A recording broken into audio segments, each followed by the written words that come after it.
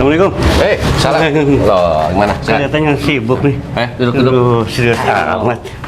Enggak, ini kan kebetulan nih.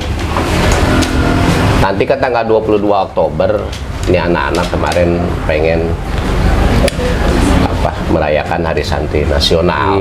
Tanggal 22 Oktober itu. Ini kan pemerintah sudah memberikan apresiasi ya terhadap santri lah. Setelah dikeluarkannya Kepres nomor sekian, saya tidak hafal, tentang Hari Santri Nasional pemerintahan Jokowi ini.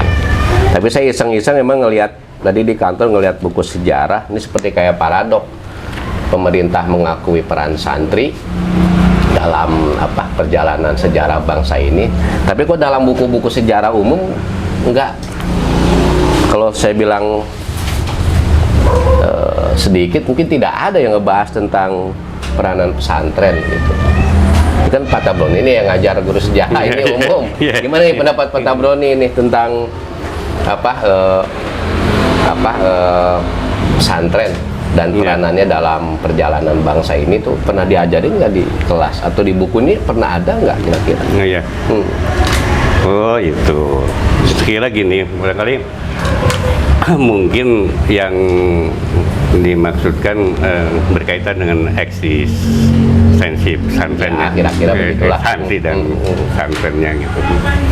Memang sih secara khusus nggak pernah di ini ya untuk peranan santri, tapi secara umum sebenarnya ada pembahasan untuk itu. Mungkin akan kalau kita berbicara lebih menukik, mungkin ini akan menjadi obrolan yang sangat sangat menarik, lama mungkin ya, gitu. Menarik dan panjang sebetulnya. Tapi saya lebih cenderung begini saja, kita berbicara tentang pemahaman santri aja, gitu ya, secara konsepsional itu sudah berubah. Ya, betul. Tidak mereka yang mengetahui tentang pendidikan agama, mereka yang mengetahui tentang agama Islam, atau mereka menguasainya, itu tidak disebut santri. Ya, betul. Kan gitu saja. Mereka yang belajar belajar tentang agama juga tidak disebut santri, gitu istilahnya. Nah, sekarang ini justru santri itu ada perubahan konsepsional. Santri adalah mereka pelajar-pelajar yang belajar agama Islam di pondok pesantren. Itulah pemahaman santri itu. Iya. Nah, berkaitan dengan tadi disinggung juga tentang masalah Hari Santri Nasional. Justru Hari Santri Nasional itu punya konsepsi lebih umum lagi, gitu. Bahwa apalagi kita berbicara tentang santri, bahwa yang dimasukkan santri tidak hanya melulu yang belajar di pondok, tapi juga santri yang di luar gitu. Ya, maksud saya kan begini, terlepas daripada pesantren sekarang sudah berubah konsep, tapi kan kalau definisi dasarnya tetap nggak akan bisa berubah. Menurut saya itu yang pertama kan, mulai dari definisi pesantren itu sebetulnya sederhana. Ada guru, ada santri, kiai, ada tempat. Itu disebut dengan pesantren. Jadi pesantren kan terdiri dari tiga komponen ini. Guru, mungkin yang sering kita sebut dengan kiai, orang yang belajar sebut dengan santrinya, tentunya ada tempatnya, itu disebut dengan pesantren. Mau berkembang sebagaimanapun, konsep dasar pesantren kan sebetulnya kayak begitu. Hanya mungkin pergeserannya mungkin kalau dulu mungkin pesantren itu kan yang saya tahu ada seorang guru yang mengajarkan para santri di satu tempat, dan yang dipelajarinya spesifik ke ilmu-ilmu keagamaan, seperti tauhid, fikih, tafsir, hadis dan sebagainya lah. Itu kan konsep dasarnya kayak begitu. Ya cuman kan sampai hari ini saya tidak banyak melihat, kan santri kita juga banyak yang sudah di kampus itu banyak kan gitu. Kuliah di kampus umum lah, di kampus negeri lah, jurusan inilah, jurusan itulah. Saya suka tanya, suka ada ini nggak pembahasan tentang sejarah lah, menyinggung-nyinggung pesantren? Emang nggak ada sih dari jenjang pendidikan SD, SMP, SMA sampai universitas, memang tidak ada yang spesifik. Padahal kan pemerintah sudah mengapresiasi dan mengakui gitu kan. kan sejarah pesantren itu kan banyak sekali gitu peranannya, karena mayoritas orang Indonesia itu kan umat Islam, dan umat Islam itu mendapatkan pendidikannya ya biasanya dari dari para kiainya lah, para guru-gurunya yang ada di kampungnya masing-masing. Istilahnya berbeda mungkin, kalau di Aceh mungkin ada benasa gitu ya, terus ada dayut, ada surau, tapi kan tetap saja definisinya itu ada kiai, ada santri, dan ada tempat. Itulah pesantren kan gitu. Ya cuman di buku sejarah ini memang tidak ada gitu. Jadi kalau santri kita membaca buku sejarah, ya mereka tidak akan menemukan identitas dirinya dalam sejarah bangsa ini. Memang secara khusus nggak ada, mungkin lebih ke arah di penempatan pada tokoh-tokoh. Bahwa dia lah sebenarnya dari pesantren, orang pesantren atau kelembagaan pesantren, bahwa anak buahnya yang ikut berperang misalnya begitu, dia sebenarnya seorang santri gitu. Betul. Tapi penamaan bahwa dia misalnya melawan kolonialisme, melawan lain sebagainya, misalnya atau mengikuti peperangan, dia nggak disebutkan di atas nama santri. Iya. Mungkin ini keleguan dari pesantren juga gitu. Mungkin gitu. Karena kan secara de facto kan bangsa ini merdeka ini kan diakui dari dua aspek, secara de facto, secara de jure.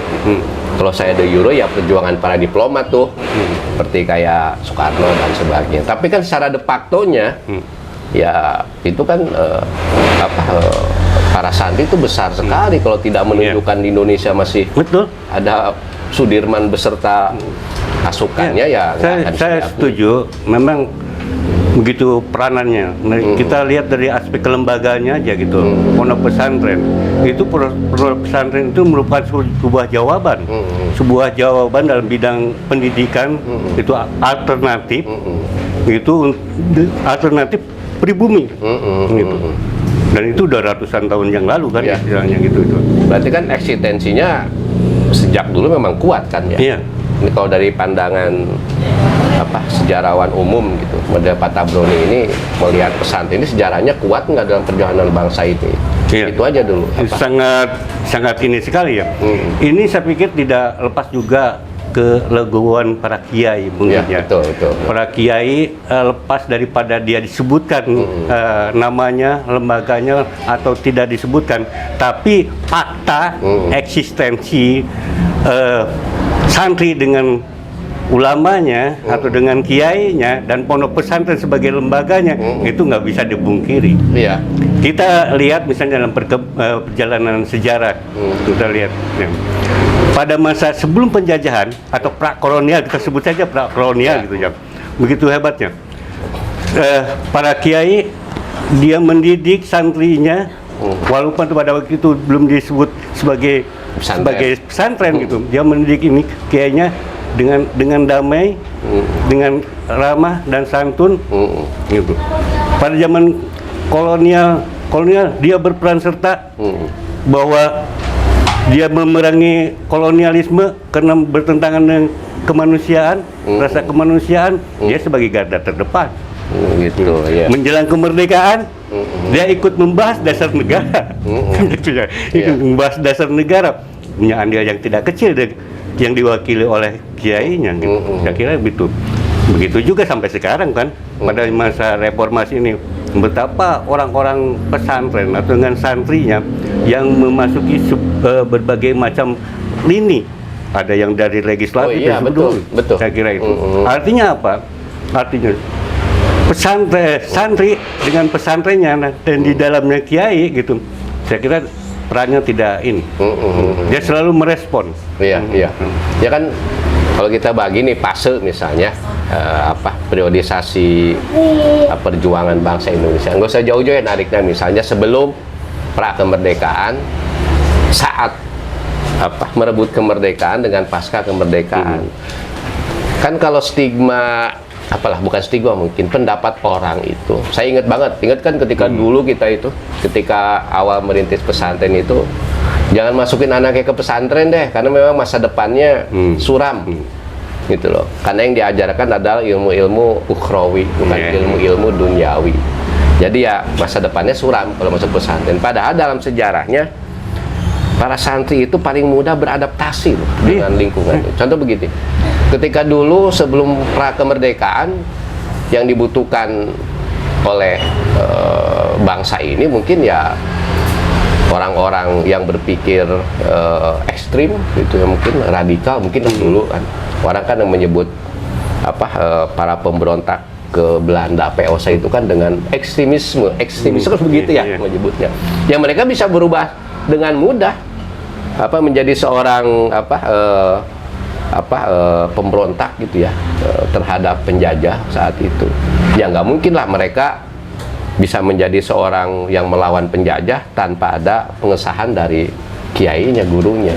Karena memang kadang-kadang juga kiainya yang ngajakin, gurunya yang ngajakin. Banyak sejarahnya dari kayaknya banyak deh kalau di termasuk juga misalnya pemberontakan petani di Banten. Pemberontakan petani di Banten pertama kali itu kalau saya baca itu kan banyak versinya. Kalau saya baca dari bukunya orang Jepang tuh yang ngarang itu, saya lupa namanya, yang ibu-ibu itu. Ternyata yang memberontak itu adalah para kiai dengan para santrinya gitu.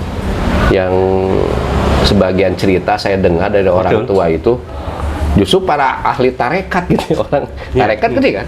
Tarekat itu kan orang diajarkan tentang moralitas, kezuhudan dan sebagainya. Bisa-bisanya gitu memberontak ke Belanda. Artinya kan bisa adaptable. Ketika masa kemerdekaan suruh menyusun BPUPKI gitu misalnya, terus PPKI. Ya peranan pemikiran kaum santri juga ada di situ. Hasyim Asy'ari gitu ya. Terus murid-muridnya Ahmad Dahlan, itu kan muridnya Ahmad Dahlan mungkin. Siapa? Ki Bagus Adikusumo, misalnya Kasman Sigodimejo, terus ada Wahid Hasyim. Itu kan mereka bisa menuangkan, mereka para santri loh, bisa menuangkan pemikirannya. Yang paling membanggakan mungkin nih, satu ya, yang paling membanggakan bahwa pesantren ini dengan segudang ininya itu tidak kapok ditahan waktu dan tidak lekang di ini zaman. Ya betul ya. Ya dia bertahan dan mampu beradaptasi dengan kondisi yang berkembang pada saat itu gitu. Itu yang sangat membanggakan kita ya. Padahal kan pesantren banyak yang masih ajarannya adalah ajaran daripada guru-gurunya terdahulu. Saya punya guru saya punya guru lagi, itu genuine gitu. Sampai ke kita itu genuine. Riwayat sanad ilmunya itu genuine. Artinya kan bisa menjaga nilai-nilai yang terkandung dalam pendidikan agama dulu, zaman dulu itu. Kalau menurut saya sih ya pendidikan yang paling genuine di Indonesia itu ya pesantren, genuine gitu. Masih ini. Ya, kembali ke itu mungkin ya. Jadi sebenarnya intinya ada tapi tiada gitu. Ya. Emang mungkin ini ya saya katakan tadi kelegowoan para kiai dan santrinya ya. Dia ada berjuang. Katakanlah Hasyim Asy'ari berjuang, tapi tidak disebutkan dia dari pesantren Tubuireng gitu kan gitu. Gitu itu. Kiai Subhi yang ini bambu runcing. Belum lagi bagaimana berkorbannya para santri dari Singaparna itu, Jenderal Mustafa, itu juga tidak disebutkan dari pesantren mana. Tapi orang tahu bahwa dia orang pesantren gitu. Orang tahu bahwa dia orang santri gitu. Ya, betul. Itulah barangkali ya mungkin ini salah satu konsep ketawaduan juga mungkin ya, istilahnya konsep ini keikhlasan mereka ketika berjuang gitu mungkin di sana gitu. Kenapa misalnya dulu tarekat berjuang gitu, tarekat itu. Nah, di mata mereka itu kontra bahwa kolonialisme itu adalah kontra ketawaduan. Iya betul. Kontra toleransi. Makanya mereka menyerang gitu istilahnya gitu. Jadi saya kira cukup menarik. Contoh tadi saya menariknya kelelegawaan para kiai dan para santri itu ngopi dah sambil ngopi.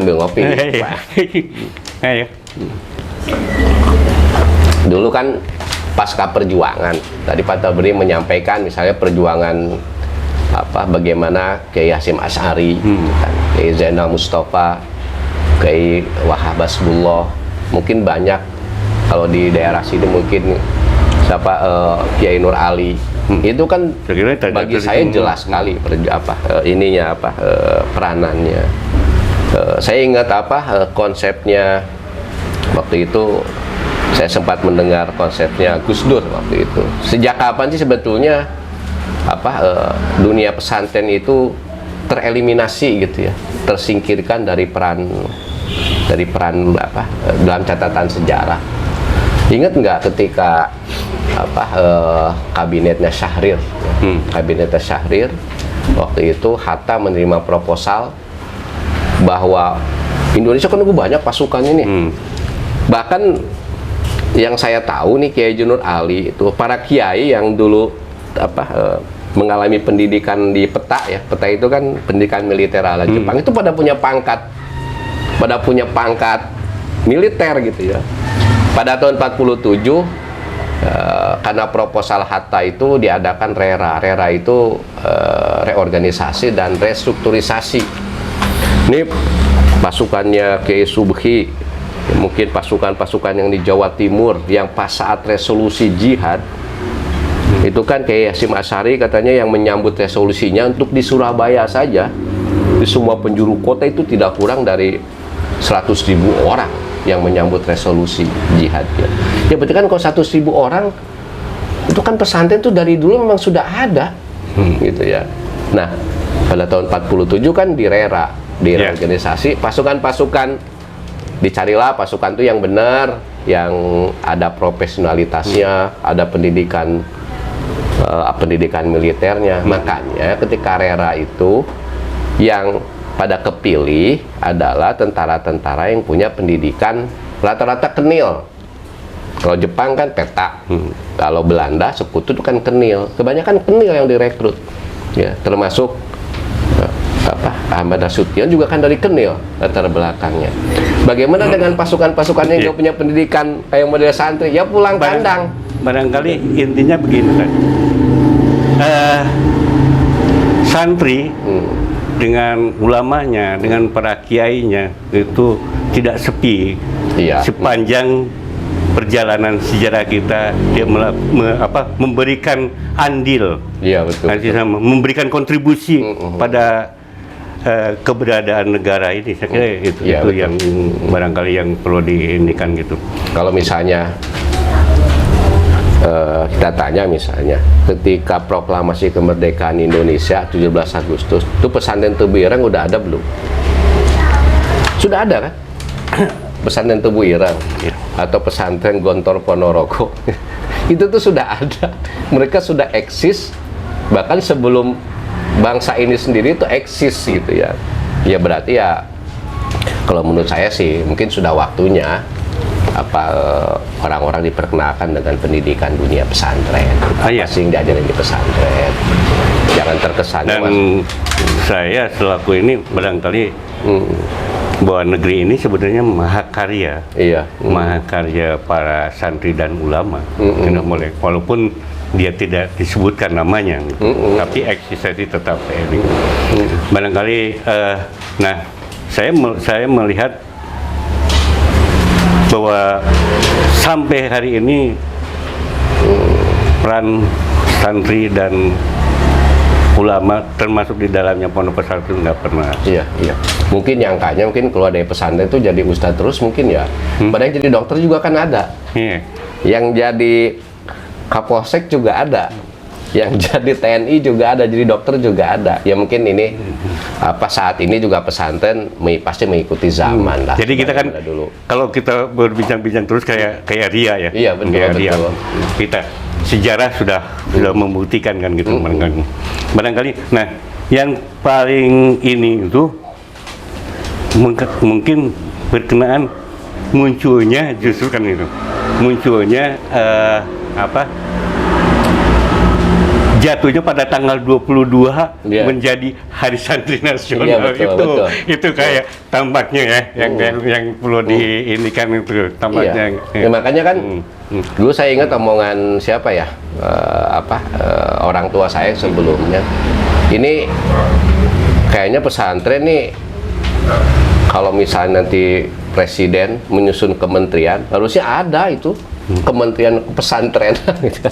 Ya ini mah mungkin kelakar orang tua ya, agar mungkin pesantren ini merasa terwadahi gitu kan, merasa terlindungi ya, merasa diakui gitu, baik secara historis ya ataupun secara futuristis lah, itu ke depan bahwa pesantren ini lembaga pendidikan yang memang asli Indonesia, dan memang ya harus ada sih Hari Santri Nasional. Saya juga agak sedikit ada rasa, wah berarti kita diakui nih secara psikologi kan.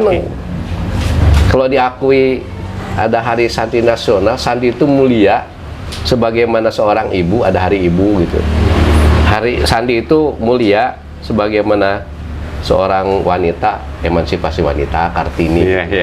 Ya cukup senang ya, karena kenapa harus ada Hari Santri Nasional ya, ini mas saya husnuzon ya gitu, ini kesadaran gitu ya, soalnya kesadaran gini, bangsa ini. ada juga yang bertanya ke saya kenapa harus ada Hari Santri Nasional, kenapa harus tanggal 22 kan gitu istilahnya. Ya saya bilang ya selaku sejarah, saya bilang yang pertama mungkin santri harus tahu dulu kapan mulai ada Hari Santri Nasional. Itu kan pada tahun 2015. 2015 itu sebenarnya berdasarkan konsep, berdasarkan keputusan Presiden nomor 22 tahun 2015. Itu. Pan saya buat apa Kepresnya? Dilaksanakanlah kali ini. Nah, apa sebenarnya tentang kenapa sampai tanggal 22? Ini pun sebenarnya tidak bisa dilepaskan dari apa yang obrolan kita tadi gitu. Artinya apa? Ini pun tidak bisa dilepaskan dari begitu besarnya. Politis lah, politis. Karena pada saat itu, ketika pertama kali kita merdeka, kita ini tidak lantas langsung damai saja. Kita banyak tantangan dari luar eksternal maupun tantangan dari dalam. Tantangan dari luar misalnya adanya blokade ekonomi, di Jawa mungkin kita menguasai, tapi ketika Laut Jawa ke Sumatera itu masih dikuasai oleh orang Belanda kan gitu istilahnya, itu tantangan seperti itu. Nah, kemudian di internal sendiri ada pergolakan yang berkaitan dengan ideologi, di ITII, komunis dan sebagainya. Pergolakan yang berkaitan dengan kepentingan nasionalis lah gitu. Kepentingan apa misalnya banyak sekali RMS dan lain sebagainya, itu berkepentingan sebenarnya.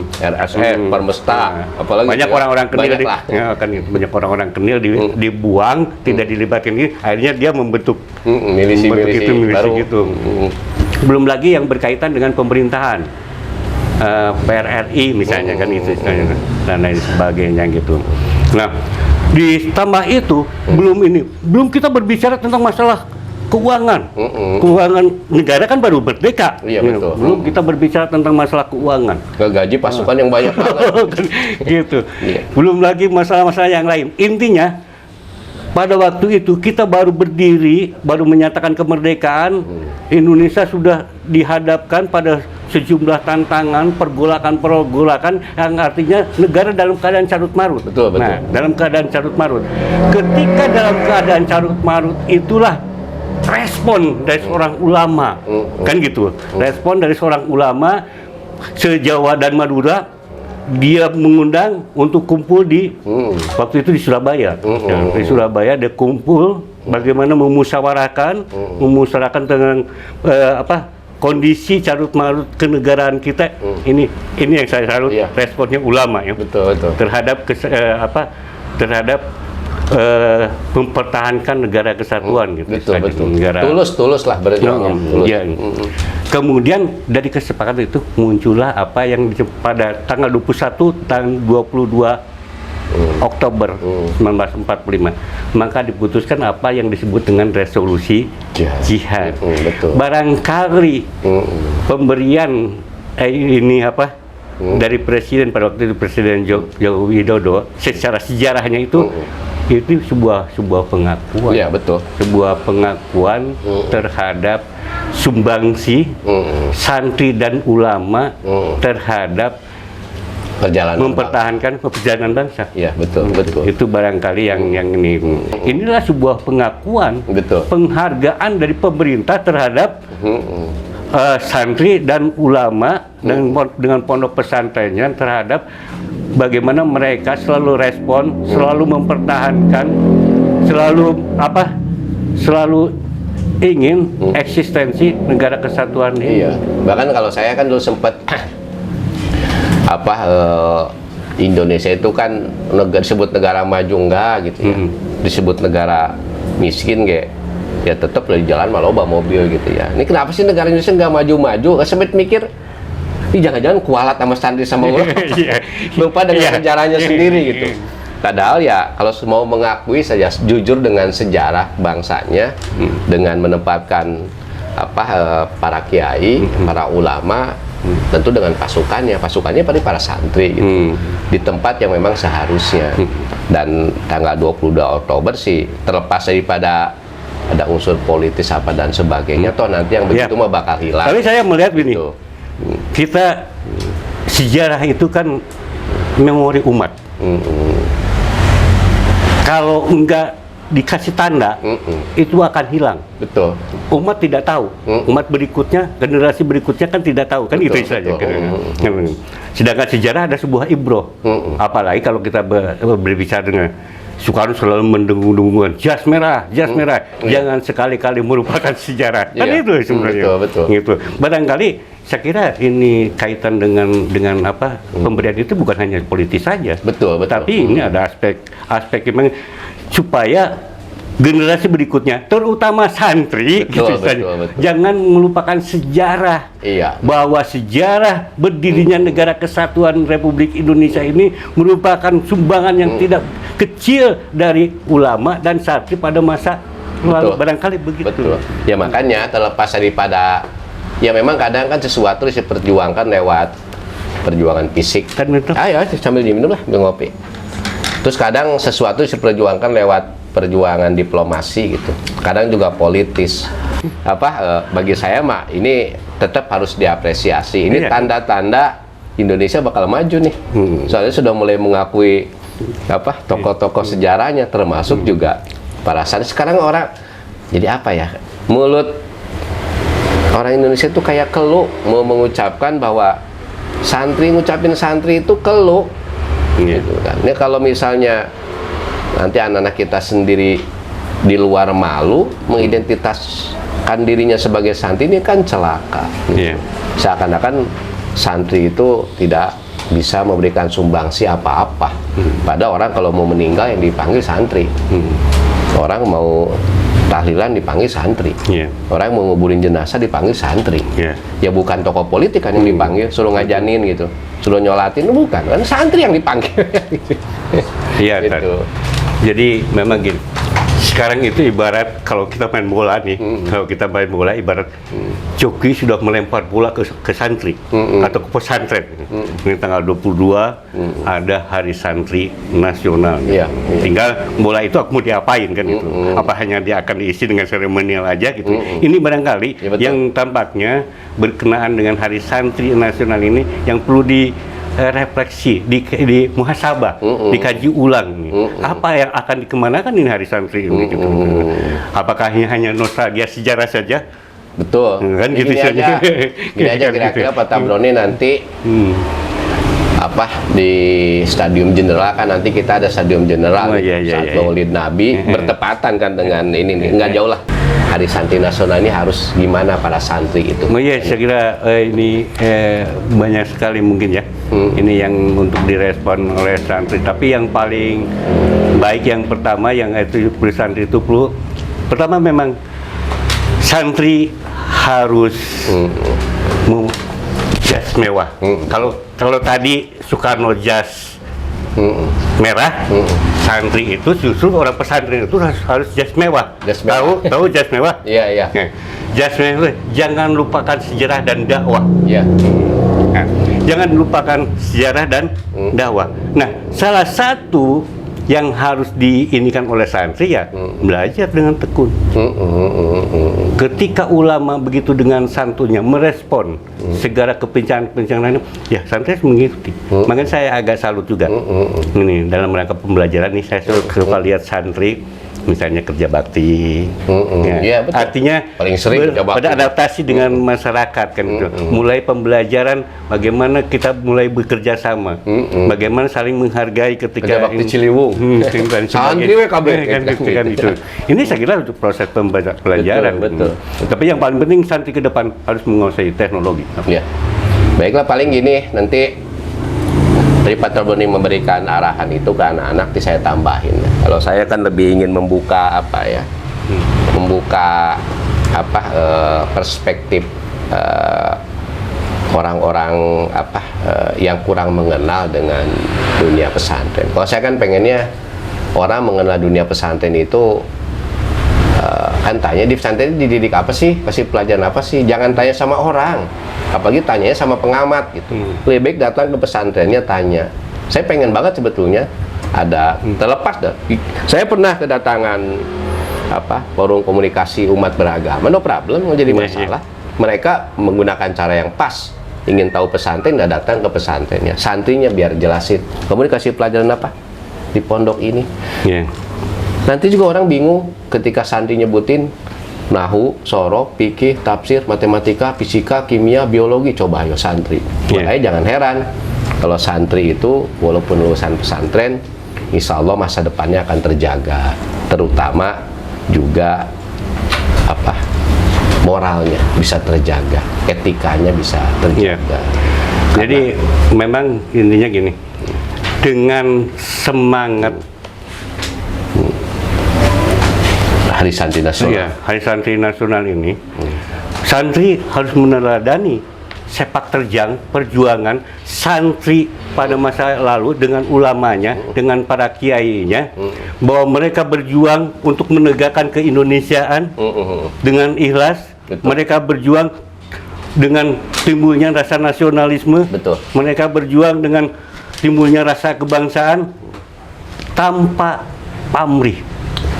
Ya, amin. Ini barangkali ini yang ini. Nah, sedangkan salah satu jiwa pesantren adalah ikhlas. Saya kira ini yang barangkali nilai utama yang ditumbuhkan. Ini yang tampaknya yang perlu diinikan, semangat meneladani semangat para ulama masa lalu. Betul. Supaya apalagi sekarang kan zaman milenial. Yang milenial tahu sendiri kan isunya. Mereka itu begitu ini. Yang namanya apalagi kalau kita berbicara pembahasan ketika mereka membahas bagaimana pada waktu itu kan menjelang puasa. Mereka puasa. Iya. Berarti ya Hari Santri ini kita jadikan momentum untuk meneladani para ulama, di mana para ulama pun meneladani perjuangan Rasulullah kan begitu ya. Itu betul. Ngomong-ngomong lagi kumpul anak-anak, atuh ayo terusin aja. Ya. Nanti kita lanjut lagi ngobrolnya. Minum dulu ya, sambil minum. Kasihan anak nanti udah nunggu. Ini kan katanya ditunggu waktu 30 menit gitu ya. Nanti kita ngobrol banyak lagi seputar ini santri dan pesantren. Ceritanya gitu dia. Ya. Apa yang diinikan pantesan serius gitu. Iya, makanya saya mencoba ini. Kok nggak pernah ada ya di buku kelas 1 aliyah, nggak ada. Padahal madrasah aliyah loh. Madrasah aliyah. Tapi madrasah aliyah harusnya kan dekat ya dengan dunia pesantren, tapi nggak ada di buku madrasah aliyah. Saya lebih cenderung ini. Kalau kita boleh kita ringkas. Begitu keberadaan eksistensi santri dengan ulama dan pondok pesantrennya tidak lepas daripada mereka dari mempertahankan, mereka dari berjuang, mereka dari mempertahankan, dan mereka cepat merespon terhadap gejolak-gejolak atau pergolakan-pergolakan yang ada di Indonesia. Adaptable. Iya. Kalau di kita kan misinya santri yang adaptable gitu kayak gitu. Nah, udah. Silakan. dilanjutin lagi. Bawa bukunya. Iya. Ya. Ya, Assalamualaikum. Nanti, salam. Nanti kita ngobrol lagi. Ya. Makasih Pak Roni.